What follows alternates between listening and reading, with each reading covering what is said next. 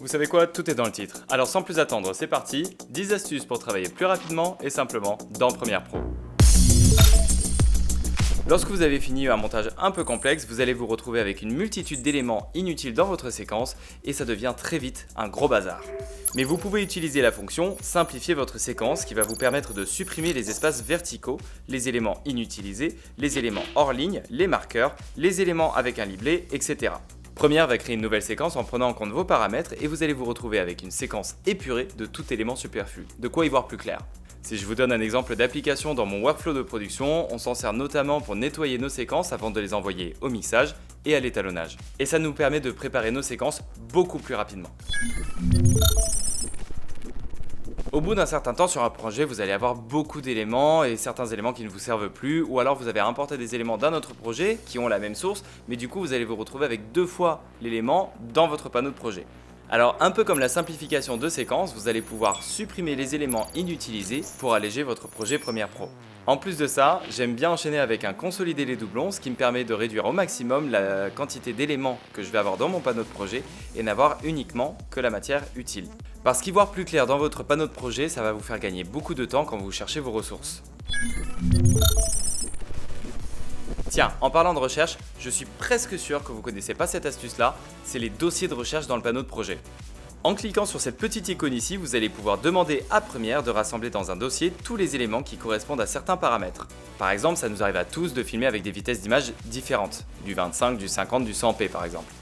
Mais une fois dans mon chutier Premiere Pro, je n'ai rien de particulier pour les différencier. Je vais donc venir créer un dossier de recherche dans lequel je vais mettre tous les éléments dont la vitesse d'image est à 50 fps.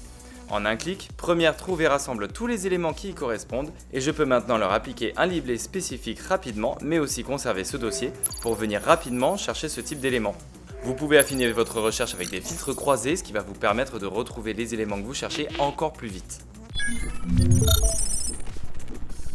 Alors je vous parlais des liblés et si vous êtes à jour, vous aurez remarqué que les liblés dans Premiere Pro ont un peu changé de couleur. Mais au-delà de ça, il y a une fonctionnalité entre le panneau de projet et le panneau de séquence qui va sûrement vous intéresser. Alors prenez par exemple, j'ai ici 2 éléments. Et vous voyez ici les liblés assignés depuis le panneau de projet. Une fois que je les glisse dans ma séquence, je vais retrouver ces mêmes liblés. Si je supprime les éléments de ma séquence, que je change le libellé dans le panneau de projet et que je réimporte ces éléments, vous pourrez voir que la couleur du libellé a aussi changé dans le panneau de séquence. Une fois dans votre séquence, vous aurez la possibilité de modifier le libellé de votre élément. Jusque là, vous me suivez, rien de très nouveau. Sauf que, en cochant cette petite option dans votre panneau de séquence, vous allez pouvoir répercuter ou non la modification du libellé de la source de votre élément. Donc ici par exemple, la fonction n'est pas active. Donc si je change la couleur du libellé dans la séquence, vous voyez que l'élément dans le panneau de projet garde son libellé d'origine. Par contre, si je l'active, la couleur va se synchroniser entre le panneau de séquence et le panneau de projet. Alors, pour être honnête, je n'y ai pas trouvé de grande utilité, mais c'est quelque chose qui peut être assez pratique à savoir. On a découvert cette fonction parce que l'autre jour j'étais en train de dérusher un podcast et c'était un seul rush. Alors forcément, je fais des coupes dans le rush et j'essaye d'assigner des couleurs pour trier les différentes parties du podcast. Sauf qu'à ce moment-là, je ne connaissais pas cette fonction et elle était activée. Donc du coup, je voyais tout mon élément dans la séquence qui changeait de couleur avec l'élément juste que je voulais changer. Jusqu'à présent, ça n'avait jamais été le cas et j'ai eu beaucoup de temps à comprendre et ça m'a même rendu fou à un moment. On va d'ailleurs rendre à César ce qui appartient à César. J'aimerais donc remercier mon assistant Ruben qui a trouvé la solution à ce petit problème et qui me permet aujourd'hui de le partager avec vous. Un petit commentaire, merci Ruben, ça lui fera plaisir. Quand on travaille avec des clients réguliers, on est régulièrement amené à reproduire leur typo, leur charte graphique, etc. Et on se retrouve à recommencer encore et encore et encore des petites tâches qui ont l'air de rien du tout comme ça, mais qui bout à bout, en fait, nous font perdre un temps de dingue. Fini donc de réappliquer les styles de texte les uns après les autres, vous avez la possibilité de les enregistrer et vous pouvez les réassigner à plein de textes en même temps en un seul clic. Pour l'enregistrer, c'est très simple. Vous allez d'abord paramétrer votre texte comme vous le souhaitez, puis vous allez venir cliquer sur « Enregistrer un nouveau style ». Il vous reste plus qu'à choisir la destination de l'enregistrement. Et après ça, lorsque vous voudrez reproduire ce style, il vous suffit de cliquer sur le texte, aller dans votre bibliothèque de styles de texte et sélectionner le style de votre choix. Imaginez tout le temps que vous allez gagner avec ça. Vous pourriez en profiter pour faire une sieste, aller au sport ou faire la vaisselle qui traîne sur votre évier depuis 3 jours. Toujours du côté texte dans Premiere Pro, on va maintenant parler de la création de sous-titres à partir d'une transcription. Et attention, suivez bien parce que la manip est un peu particulière. Pour utiliser la transcription pour créer des sous-titres, on va d'abord ouvrir le panneau texte. On va ensuite cliquer dans la partie sous-titres et on va choisir de créer des sous-titres à partir de la transcription. Vous allez pouvoir faire vos réglages pour les sous-titres, mais surtout la transcription, et c'est ça qui va être intéressant. Dans la transcription, vous allez pouvoir choisir la langue et c'est hyper important de le faire parce que si vous essayez de faire une transcription en français quand vous dites à Premiere Pro que c'est de l'anglais, il va avoir un peu de mal. La deuxième chose qui est intéressante avec la transcription, c'est que Premiere vous permet de détecter les intervenants. Vous pouvez choisir de le faire ou non. Et enfin, si vous utilisez le panneau amélioration de l'audio essentiel, vous allez pouvoir indiquer à Premiere de faire la transcription uniquement des éléments audio, dialogue, ou alors de choisir l'audio d'une piste en particulier. Vous pouvez ensuite cliquer sur transcrire et créer les sous-titres, et je ne vous en parlerai pas plus que ça parce qu'en fait j'ai déjà toute une série de vidéos sur les sous-titrages que je vous invite à aller voir.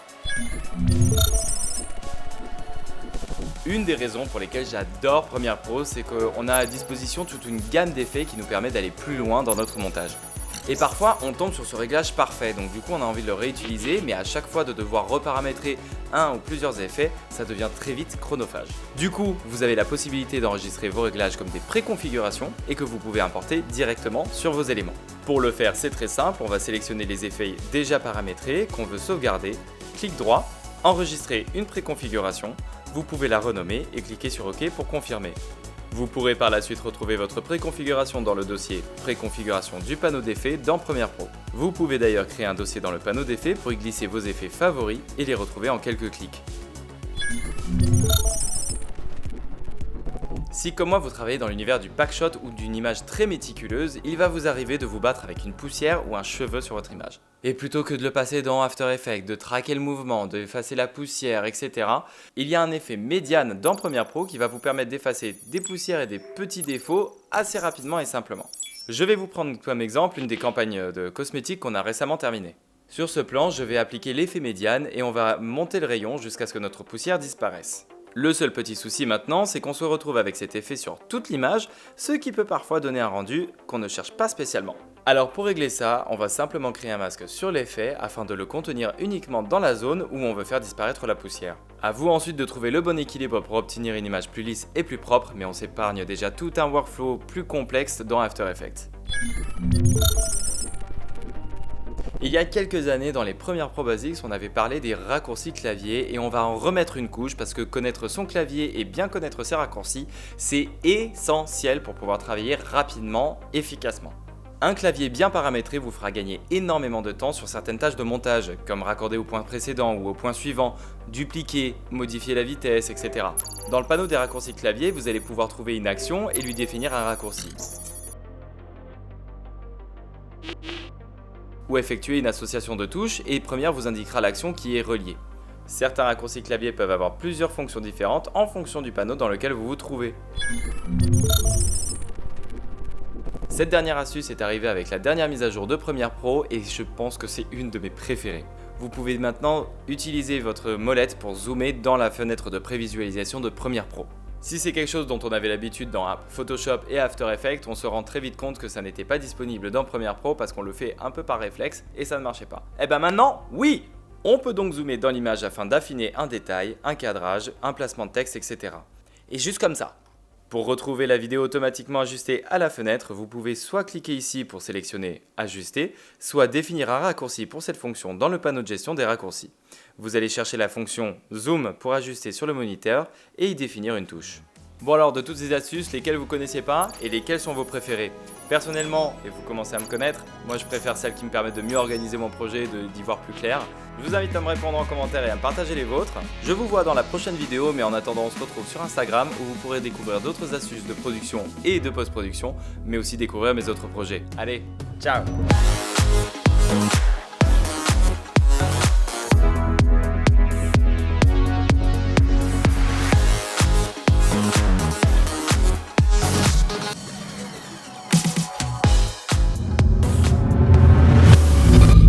Oh waouh, j'ai vraiment vu la vie en rouge là.